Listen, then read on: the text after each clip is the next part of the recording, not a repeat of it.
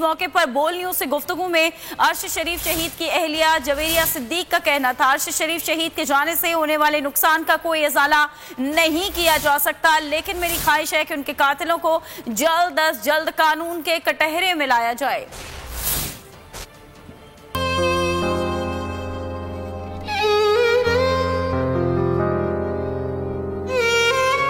पता है हम किस तरह के मुल्क में रहते हैं जिसमें कोई इंसाफ तो मिलता ही नहीं है। रोने के अलावा तो मेरे पास मतलब कुछ भी एक ऑप्शन नहीं है। या मैं अल्लाह से दुआ कर सकती हूँ या कातिलों को और उनके सहूलतकारों को बदुआ दे सकती हूँ या रो सकती हूँ। इसके अलावा और बस ये होता है कि जब मेरे अंदर थोड़ी एनर्जी होती है या हिम्मत आती है तो मैं कोई ना कोई लोकल या इंटरनेशनल लेटर लिख लेती हूँ for justice for my husband, because मेरे शौहर ने आवाम के लिए बहुत आवाज़ उठाई है। तो मैं स्टेट में दो ही लोगों की तरफ देखूंगी ना, कि उन्हें कहूँगी कि मुझे इंसाफ दो या मेरे शौहर को इंसाफ दो और इस आवाम को इंसाफ दो। इतनी ज्यादती नहीं, इतना जुल्म नहीं करना चाहिए। तो दो लोगों की तरफ ही देख रही हूँ, एक सदर पाकिस्तान आरिफ अलवी और दूसरा चीफ जस्टिस उमर अता बंदयाल की तरफ। लेकिन ऐसा लगता है कि जैसे हमारी आवाज़ वहाँ तक पहुँचती ही नहीं है।